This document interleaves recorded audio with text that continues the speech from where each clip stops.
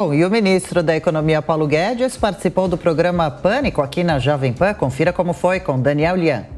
Foram 2 horas respondendo às perguntas dos integrantes. O Supremo nos ajuda em várias dimensões, atrapalha nas outras. Paulo Guedes abordou diversos temas ao longo do programa. Falou especialmente sobre a retomada do crescimento e disparou críticas sobre a esquerda no Brasil.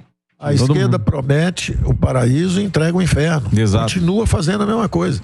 São nobres ideais, são sempre muito bem intencionados, mas não conhecem a economia. Fala bonito. É um discurso bonito que não entrega. É um discurso bonito que não entrega. E nós vamos aos trancos e barrancos, discurso maus modos, discurso ruim, comunicação tumultuada. E aí, inclusive, ideologicamente, isso é trágico para o país também. Porque aí tem a turma que canta internacional socialista de um lado, aí a turma do outro lado fala, então peraí, tá aqui a reação, e aí o pau começa a comer.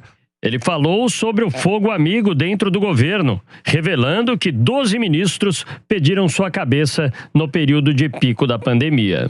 Tem 8 ministros pedindo a sua cabeça. Aquilo ali pra mim eu tive um impacto inicial, né? Aí eu falei, presidente, o senhor que sabe, quem tem voto é o senhor, eu tô aqui para ajudar. Agora, nós defendemos aqui o caminho da prosperidade. Se quiser, tem gente desviando o senhor para outro caminho, vai ser ruim. Agora não são 8 mais não, agora são 12. Pedindo seu pescoço. Então, você vê o que é política. Dentro do governo, fogo amigo, pau comendo. O chefe da pasta tem plena confiança no futuro da economia brasileira. O otimismo é tanto que arrisca dizer que o país tem tudo para registrar um crescimento superior ao da gigante China. Esse ano, à medida que nós formos revendo o crescimento do Brasil para cima, já estamos em 2,70, 2,80, pode ser que pela primeira vez em 42 anos o Brasil cresça mais do que a China. O ministro aponta a necessidade do Brasil se desgarrar do passado e olhar para a frente. O Milor Fernandes que tinha uma frase interessante, dizia o seguinte: o problema do Brasil é que ele tem à frente o seu passado. Aliás, se aplica muito a essa eleição, né? Sim. Ele tem à frente o seu passado. Aí diz o seguinte: toda vez que tem a chance que você vai começar a sair do buraco, aparece um fantasma do passado, senta na sua frente e sequestra de novo. Ao deixar o estúdio, Guedes fez um balanço sobre sua participação. Turma espetacular, né? Um programa muito bom, eles sempre bem-humorados, mas ao mesmo tempo sérios, procurando a verdade, construtivos, passando a informação para a população brasileira.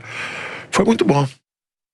Isso é, né, Mota? Sempre divertido participar do Pânico. Agora, qual a sua avaliação dessa entrevista de ontem? O ministro realmente teve em destaque ao longo de todo o governo Bolsonaro, ameaçou cair, mas nunca aconteceu. Ele fez um bom trabalho e, em caso de Bolsonaro reeleito, ele deve continuar ainda com essa promessa de crescimento fenomenal?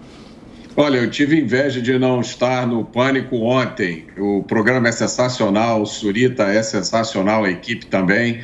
E o Paulo Guedes é o melhor ministro da economia que esse país já teve. E ele tem razão, ele disse uma frase lapidar: a esquerda promete o paraíso e entrega o inferno.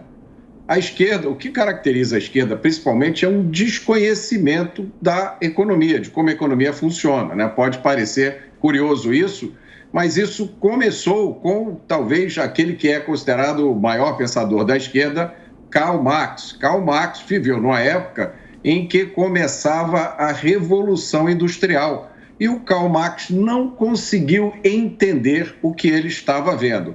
A profecia de Karl Marx, que é a que movimenta a esquerda, o comunismo até hoje, foi de que os operários iam ficar cada vez mais pobres, os empresários iam ficar cada vez mais ricos, até que o sistema ia entrar em colapso. Não foi absolutamente isso que aconteceu. Na verdade, a riqueza gerada pelo capitalismo, ela se distribuiu.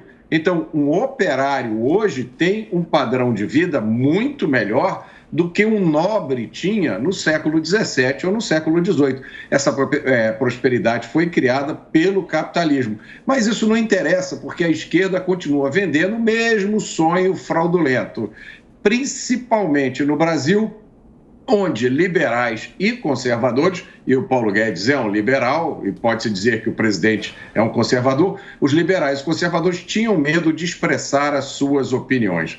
Infelizmente, esse tempo acabou. Paulo Guedes é um gênio e, olha, existe uma chance do Brasil crescer mais do que a China esse ano. Diogo Schelp, quais pontos você destaca dessa entrevista e ele falando que ministros teriam pedido a cabeça dele? É fogo amigo? Pois é, o Pânico tem esse mérito, né? Ele tem um estilo de programa, em que a conversa corre solta, né? É muito informal e faz as pessoas realmente se abrirem.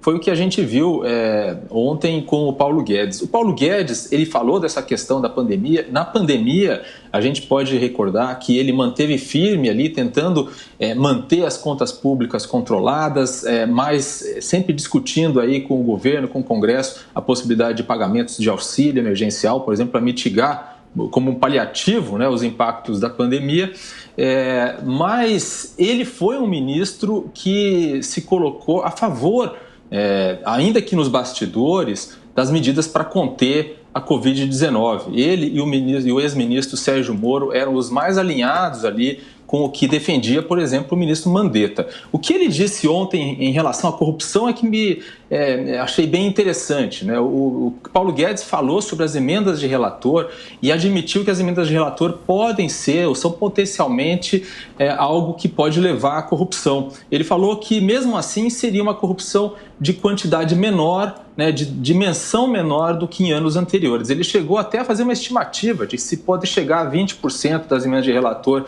que levem à corrupção ou desvios, isso seria em torno de 3 bilhões de reais. Obviamente ele estava falando em tese, mas é um tema sensível, foi um tema sensível para a equipe econômica, inclusive porque este ano, conforme foi revelado essa semana, a equipe econômica deu um parecer para o presidente pedindo veto às emendas de relator, mas o presidente resolveu não vetar.